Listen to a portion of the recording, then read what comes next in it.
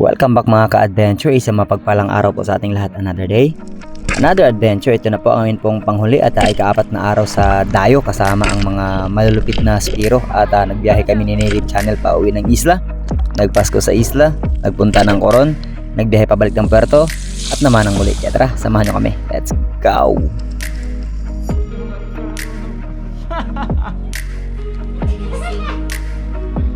At muli sa lahat po ng mga bago sa channel na ito ay huwag kalilimutan mag-like, mag-share, mag-subscribe at mag-on ng notification bell para laging kasama sa lahat ng mga bagong adventure kagaya po nito.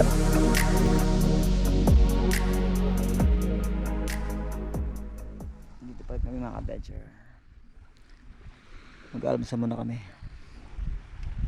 Mga 4 na araw. Nakaka-train na ng lakas.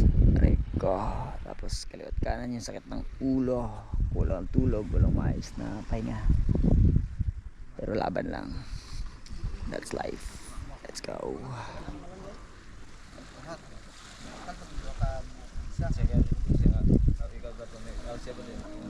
At habang abala ang iba naming kasama mga ka-adventure sa paghahanda mo ng aming pong pagkain at habang nagkakape ay eto, pasili po muna natin sa inyo ang Talakanin or Floral Island na isa sa napakagandang mga tourist destinations and resorts dito po sa bayan po ng Taytay, Palawan.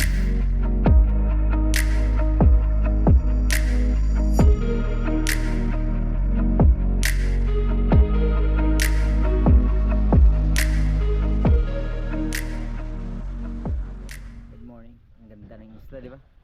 Floral Island to sa mapa. Yung resort sa kabilang side pero kami dito. Dito kami sa kabilang side lang. Kaya maya ng konti gugora na kami para naman mamana ulit kasi wala naman ibang gagawin dito hindi mamana kaya samahan nyo kami. Let's go. Manangaan. Kailan to kay sedang kailan ha? Yo. Pang. Maho pang. Ciao. Dami kayo. Kain konti, isang planggana lang. Wow. Kain konti lang may marami. Kain po. Okay. Bye bye Talakanin. Shout out tayo. Amping niya kami tayo. Salamat kayo. Mga adventure si tatay po na apektuhan ng bagyo dito sa Talakanin at napaka overwhelming lang din na Bisaya din yung lingwahe na salita ni tatay, so nakaka-relate agad tayo sa mga kwento at origin at pinangmulan ng istorya ng buhay niya. Pero ganun pa man, start the day. Let's go. Let's go.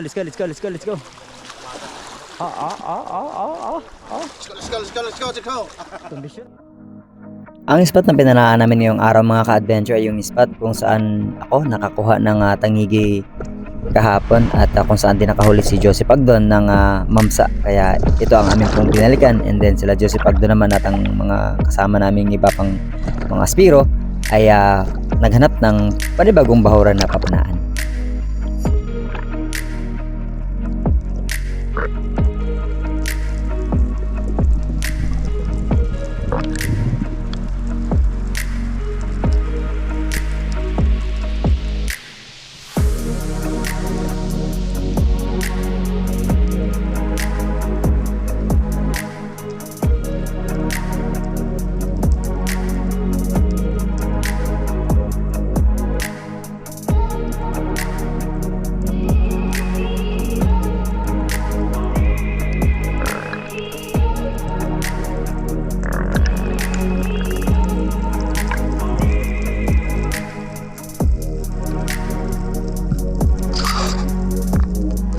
Napakaraming dives ang ating pong ginawa mga ka-adventure at palipat-lipat kami ng mga bahura kung saan kami makakasumpong ng mga ine-expect naming isda, mapapelagic man or territorial. Kaya lang sa pagkakataong ito ay talagang napakadala ng isda, hindi pa talaga napapanahon, kaya hindi rin po kami masyadong nagtagal at ang goal namin ay hanggang tanghali lang, and then uwi na rin kami para makapagpahinga dahil nga sobrang na-drain talaga kami sa 4 na araw na dayo at wala nang maayos na tulog. Pero maraming salamat sa Panginoon kasi may lakas at buhay pa rin kaming nagagamit namin para gawin ang mga bagay na ito para sa pag-support sa amin pong mga pamilya.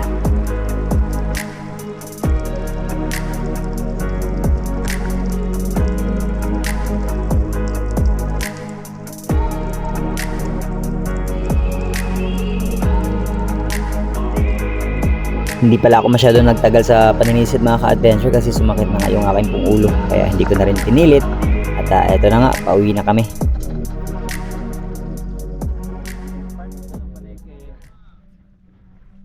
Sabi sa ulo ko mga ka-adventure, hindi na wala. Kapoy siya to, kapoy.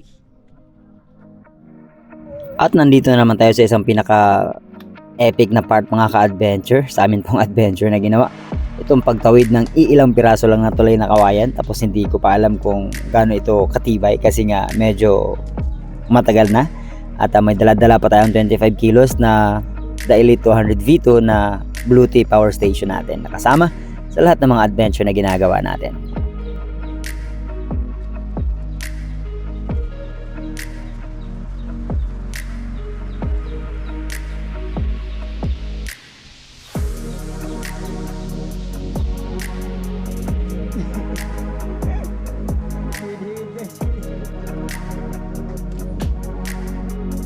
Sa amin pong dayong ginawa mga ka-adventure, 2 bangka ang amin pong ginamit at 800 per day kada isa. Inabot ng 4 na araw po.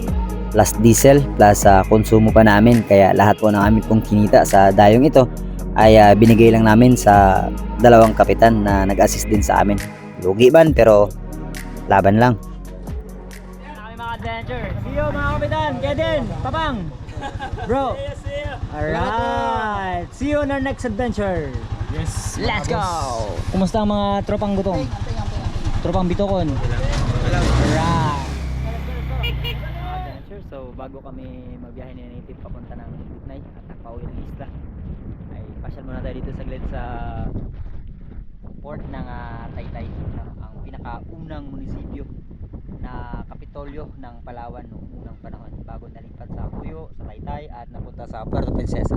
Pero ang pinakauna talaga is itong Taytay. Kaya tara, silipin natin. At mga adventure, since walang office, wala ring entry point, so ang gawin natin, pati ang drone, let's go! Ang Taytay, Palawan mga ka-adventure ang isa sa pinakamatandang mga bayan na matatagpuan dito po sa bayan po ng or sa lungsod ng Puerto Princesa. Ito rin ang unang naging kapitolyo at ngayon ay ang kapitolyo ng Calamianes Group of Island at dito po makikita ang bakas na iniwan ng mga Kastila noong unang panahon at itong ang Port Santa Isabel na isa sa pinakamatandang fortress na kanila pong itinayo para maprotektahan ang kanilang lugar dahil sa mga Moro Raiders na patuloy na nananalasa at nag-i-invade ng mga iba-ibang lugar dito sa Pilipinas.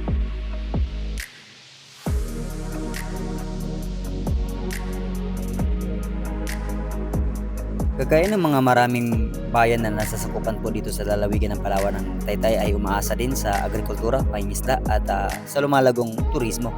Kasi alam naman po natin ang Palawan ay napakatanyag talaga kapag turista ang pinag-usapan at bago lang ay nanalo na naman ito bilang the best islands in the world. At ang Taytay, Palawan ay talagang tanyag kapag tinaguri ang kauna-unahang kapitolyo na matatagpuan sa buong Palawan.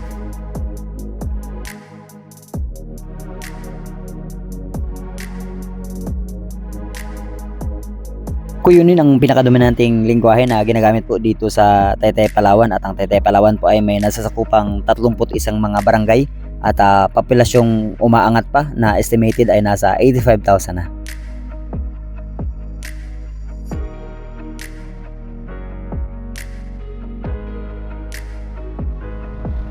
Itong Port Santa Isabel or Fortress mga ka-adventure na matatagpuan sa Taytay, Palawan ay napakarami pang halos kaparehong mga fortress sa mga iba pang lugar dito sa Palawan at isa ito sa patunay kung gaano kayaman ang history at kultura na hanggang sa ngayon ay na-adapt at patuloy na isinasabuhay ng mga iba't ibang tao dito sa Palawan. Pasko sa isla! Alright! Uwi na rin. Lumingaw na si Tito Channel sa asawa niya.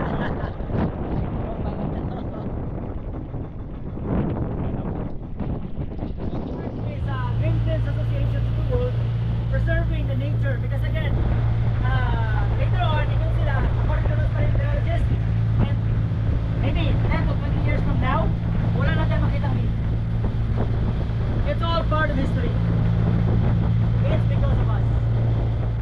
At pagkatapos nga namin magpapasundo ni Native Channel kay Papa Tonyo sa Deep na mga ka-adventure ay nagpasko kami sa Kanipo at kinaumagahan ay nagpahati naman po ako sa bayan po ng Coron para i-entertain ang amin pong mga panauhin na isa rin sa mga supporter natin na taga Davao ang group ng Jao, kaya hindi natin sila tinanggihan at pinaunlakan ang kanila pong pag-ask sa atin ng assistance at eto nga pinasyal natin sila sa mga nagagandahang mga tanawin dito sa bayan po ng Coron, kung bakit ito tinaguri ang isa sa mga best islands in the world, lalo na yung underwater life kasi ito ang isa sa pinaka talagang pangbato na meron ang bayan ng Coron.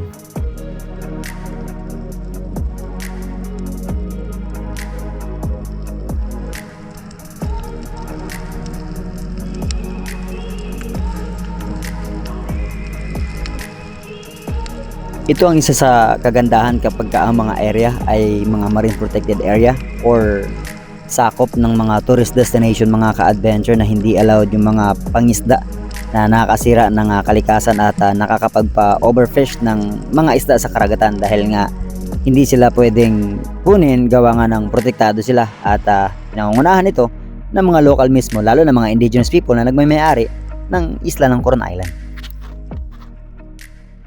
Mga adventure, dito tayo sa isa sa mga bagong sumisikat na destination dito sa Coron, ang Pukaway Cave.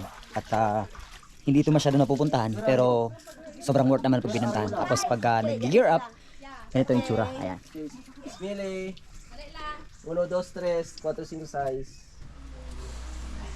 Itong Pukaway Cave mga ka-adventure ay isa ngayon sa sumisikat na attraction dito sa bayan po ng Coron. Medyo tricky lang talaga yung pagpanik-panaog dito gawa nga ng napakakitid na mga daanan at mga hagdanan pababa sa loob ng kuweba. Pero pagdating naman po doon sa loob is napakalawak at napakaganda ng mga rock formation na makikita natin at syempre yung paglalagay nila ng ilaw at napakarami pa ng mga iba't ibang attraction na matatagpuan dito sa Coron Island na hindi pa rin na di-discover ng mga indigenous people mismo. At ito ang bubungad sa inyo sa loob.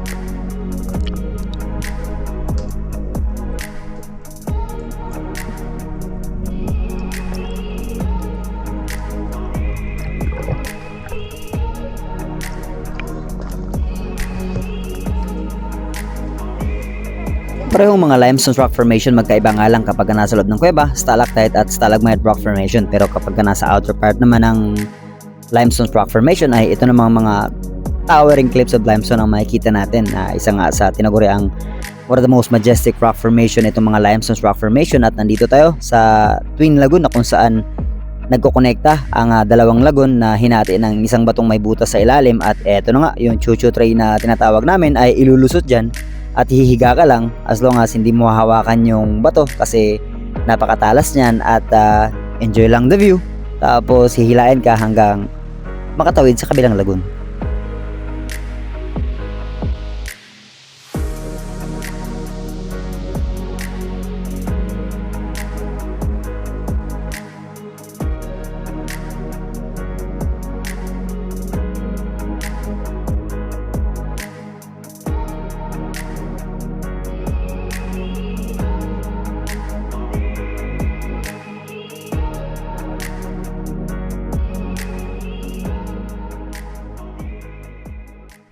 Mga adventure, dito tayo sa Tala Beach.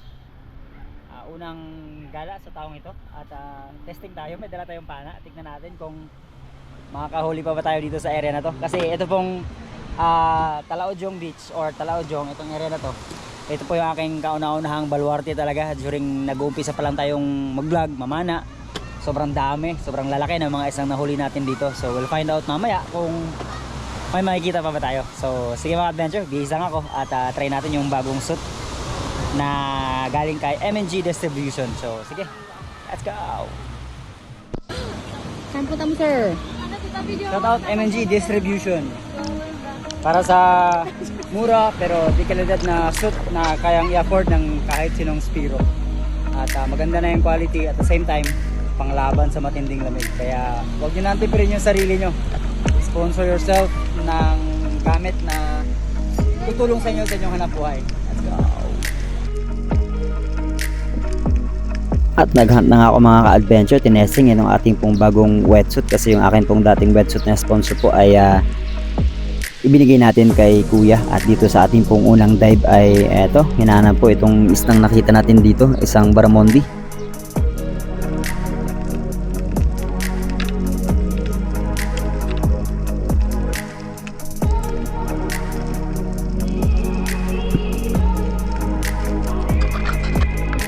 Patuloy ako sa paglangoy at paninisid, pananambang mga ka-adventure hanggang sa ako ay makarating doon sa pinakadulong bahagi po ng coral reef at kabisado ko yung terrain or formation ng mga corals dito sa area na ito kasi nga ito yung dati kong talagang palabigasan kung tawagin during the pandemic time. At observe mo na sa paligid, tinek ko yung visibility at may dala rin tayong flashlight kasi may mga agat pa tayong nakita natin dati dito na hindi natin nakuha.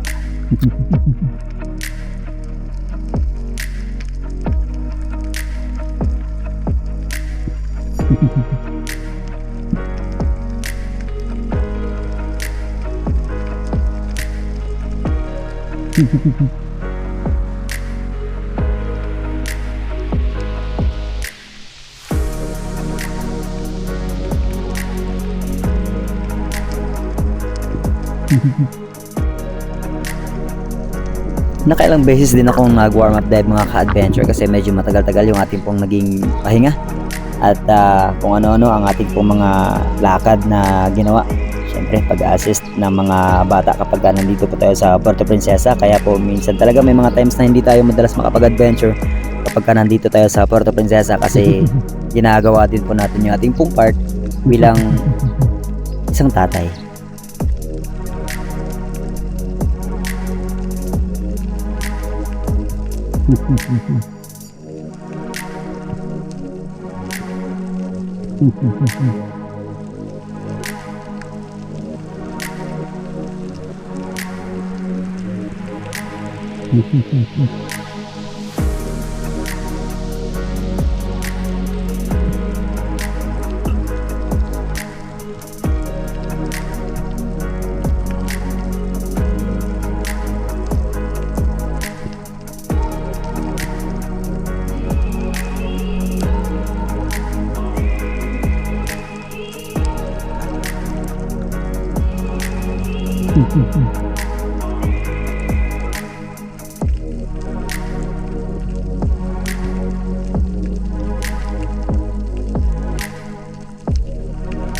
Wala ako nakitang something malaki pero hindi ko rin na-pull yung trigger. May mga singsingan at may mga surahan dyan sa unahan mga ka-adventure, hindi nga lang ganun kalalaki. Kaya nagpatuloy pa rin ako hanggang sa tuloy na nga akong makakuha na akin pong kauna-unahang isda dito sa dive na ito.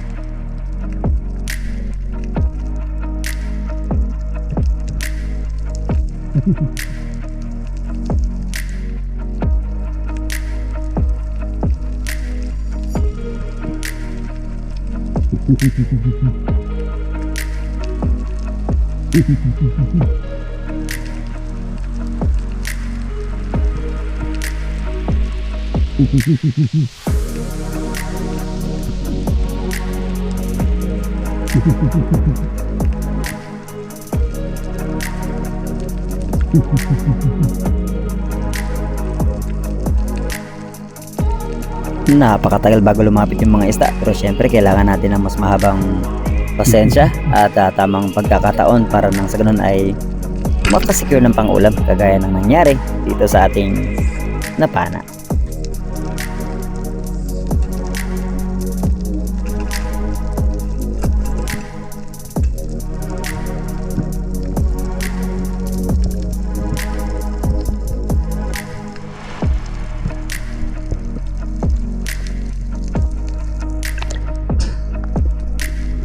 Another dive ang ating pong ginawa mga ka-adventure, pero by this time ay may natanaw ako na dalawang antena.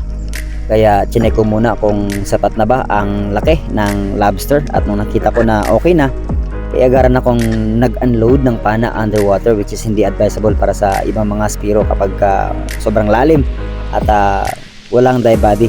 Better maging ligtas kaysa mag-rest ng buhay. Kaya feeling ko ay kaya ko naman.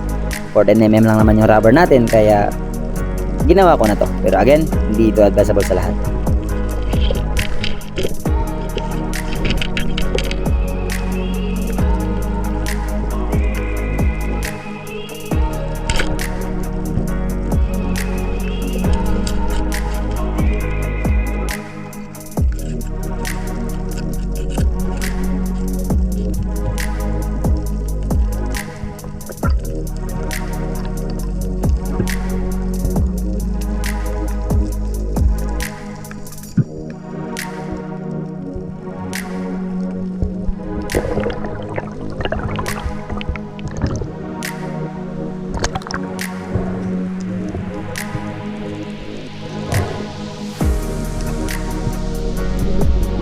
At muli na naman tayong gumawa ng panibagong paninisid mga ka-adventure. By this time ay bumaba tayo. Almost 14 meters po ang lalim at doon nag-antay.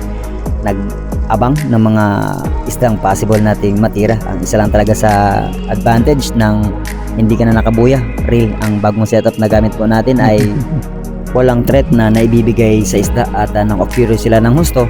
Kaya lumalapit mga ka-adventure at namimit natin yung tamang distansya bago nakakapag-pull ng trigger.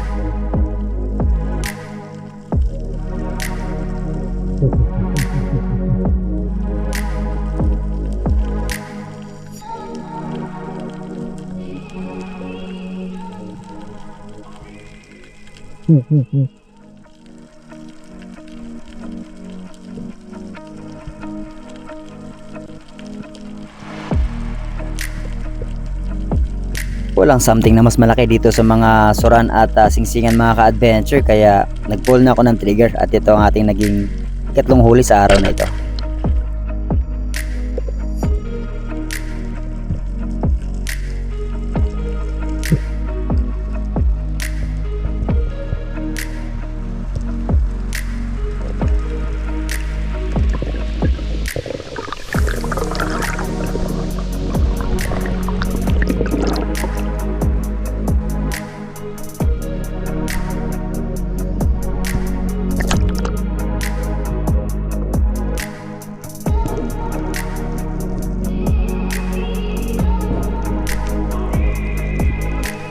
Advantage ng may reel mga ka-adventure, hindi nagkakaroon ng threat para sa isda kaya lumalapit sila ng husdo. Ang disadvantage, eto, yung magpupuron ka ng napakahabang tali kapag mga mamaw yung natira. Tapos yung isda ay natutuhog mo sa buya, pero sa reel kailangan mo magkaroon ng separate talaga na lagayan ng isda.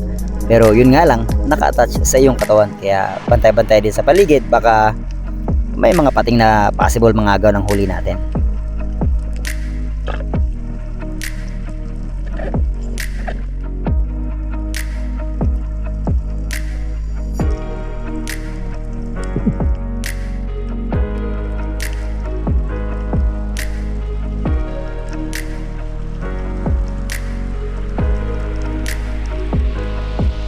Nag-change ako ng target mga ka-adventure at inantay ko talagang ma-meet yung distansya dito sa almost mga 3 kilo ng suran mga ka-adventure, pero inabot na lang tayo ng halos 2 minuto sa ilalim pero hindi pa rin natin na-meet yung distansya. Pero syempre, hindi natin yan pipilitin as long as hindi naman natin yan natakot or natira na sumablay, ay lalapit pa muli yan mamaya, kaya tsagaan lang natin.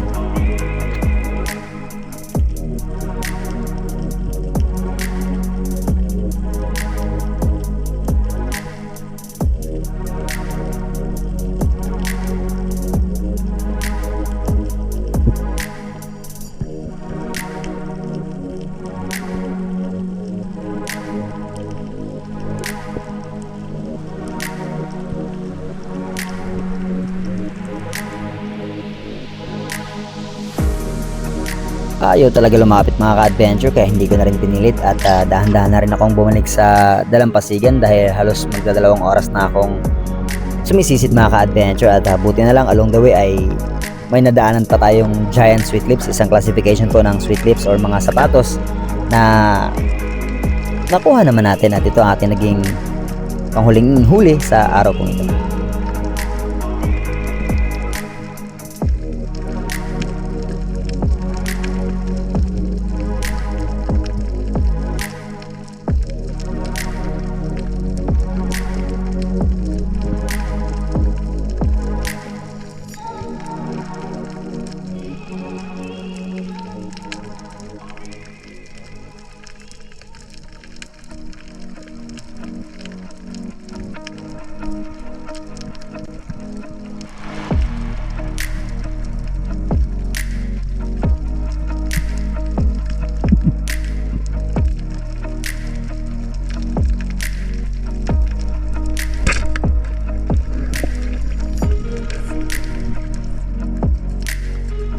Muntik pa nating hindi makuha ang isang ito mga ka-adventure kasi sa labi lang tinamaan, at habang sinisecure ko ito ay nalaglag yung lobster mga ka-adventure kasi sinukso ko lang po siya sa wetsuit at inabot ako ng siguro mga 10 minutong kakahanap hanggang sa finally ay nasilayan ko na siyang muli kasi sayang din.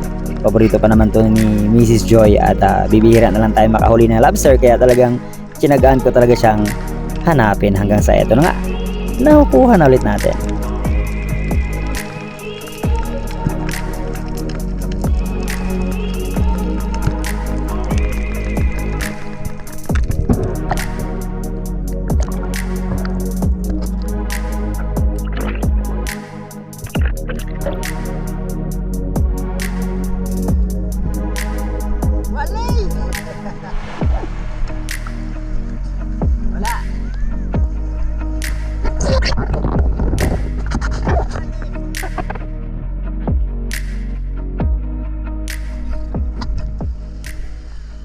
Lobster!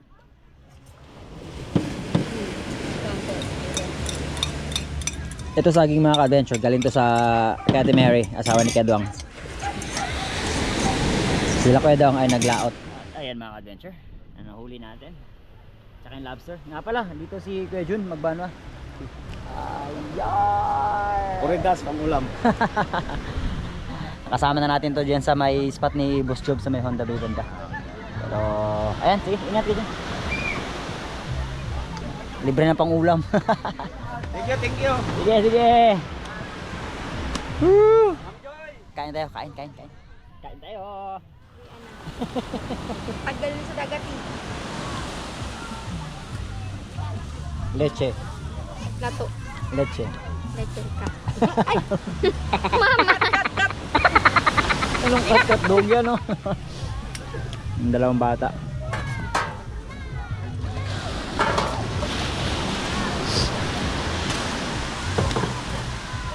Ako magsuot. Necklace.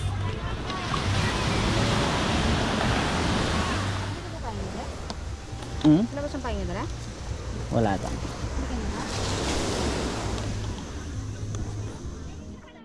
At dahil ilog ang likwarang bahagi ng bahay nila Kedo mga ka-adventure, bago kami umuwi ay pinasyal na rin namin yung mga bata po dito. At eto nga, maraming salamat sa Panginoon sa panibagong taon na buo ang akin pong pamilya. Even though na hindi ko kasama sila chairman, pero still thankful for everything. To God be the glory.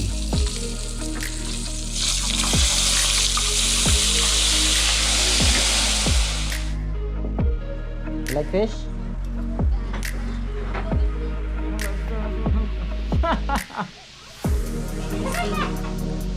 Bababa na yan. Ako dyan. Ito tayo. Taba. Suran. Kami naman. Tapos gulay, magulay tayo. Uy! Bagay, no?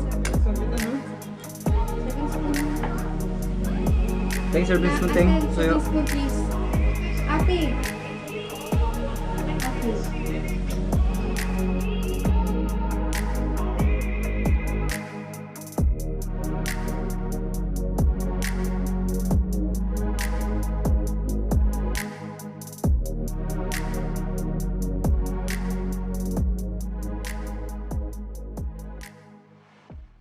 Isang pagpalang umaga sa ating lahat mga ka-adventure. Siyempre, bago pa tayo magtapos ay nais muna natin mag-shoutout at batiin muli kayo ng Happy New Year po at nawa pagpalain tayo ng buong may kapal sa panibagong hamon, panibagong taon. Sige, shoutout natin. Yung pinakauna nag-comment si Bobby Cialos, At 5 natin, Robert Gordube, Noriel Dalisay, Israelito and the Hipolito family, Lloyd Harold Digamo, and si Rodi Fernandez ng Laguna. Shoutout din po natin sila Hernan Sungapanday, ADR TV, Miss Sabina Shikmed, Busdale TV, Albert Mahusay, Marin Musico, Ranel Cuesto, Ron Ryan Espanya, Mad Meow X, Lorenzo family ng Porac Pampanga, Jordan Salaber at Valdez family ng Antique, Sherwin Pearl ng Ilocos Norte, De La Peña family ng Quezon City, Alex Duarte, Jason Licadwe, Tres Labanda, Erneo Diaz, Jason Costillas, Bebot Vice, Lipay Lifestyle, and Bayruel Paras ng Negros Bindoy, Rex Asuncion ng USA, Rinaldo Rama, Padyak ni Ian ng Mandaluyong, Bernie Lostreno, Calvin Muling Bayan, Buhay Tricycle Driver ng Tagbilaran Bohol, Miss Glenda Banstro ng Perth, Australia, Erwin Vergara ng Barili Spiro, Cebu, no? Eddie Moradas, J. Ralabastro, and siyempre Idol Terso Manulat Laurio and family and Team Noranda ng Canada po. Kuya Larry ng Hawaii, Miss Anonymous ng Jensen, Miss May Stakyo ng Tulad Harabas Hong Kong Chapter, Miss Monet Paras ng Hong Kong Chapter din, Miss Mimi Manaloto, Miss Christine ng Saudi, Miss Oliva Mendoza, Miss Maita Porino ng UAE, Miss Emma Gokong, Miss Elisa Gomez, Miss Teresa Lawigan, Miss Jen Agno, Miss Jen Amor, Miss Jen Witherspoon, Miss Abby and Pres Gambawa, Miss Binos and Jewel Borilla ng Oceanside, California, Miss MM Yamada ng Japan, Miss Rosalino Campo, Miss Angel Hernandez ng California, Miss May Bugawisan and Master Rich ng California, USA, Master Ray Dubibar and yung kanya pong mga kaklase sa Cebu, Amping Maliha, and God bless. By Alvic and Miss Manilyn Paner and the Chicago Friends. Kia and Kina Bautista and family, shout out po. Renante Malajos, Jun Monton, Tony sa Arenas and family ng CDO, Razel Alonso, Aljun John Huara, Jenny Sumuok Rangkado, Ryan Akotayan, Chad Summers ng Bohol, Toto Creed, Jason Wines, Raylin Moldes, Michael Sinampaga ng Taytay Tiangge, Arnel Jr. Balesteros, Domingo Jr. Dilema, Migrino family ng Bohol, Rodel Cabasag, Raimundo Paras ng Coron, Sunny Acaso ng Dumaguete, Marjon Orbe ng Zambales, B-Boy Locernas ng Kainta, Kawan Heart TV, Rolly Gabriel, Kenneth Ramilo and family ng Romblon, Norodin Tambulig, Apol Ablong, Joel Vios ng Saudi, Dennis Pabji na namiss niya na si Chairman, and after a few days po baka nasa isla na ulit tayo kasama si Native Channel at muling mag-adventure doon, and si Aquaman Vlog Fishing PH at sa mga di po natin na shoutout. We'll see you po sa ating susunod adventure.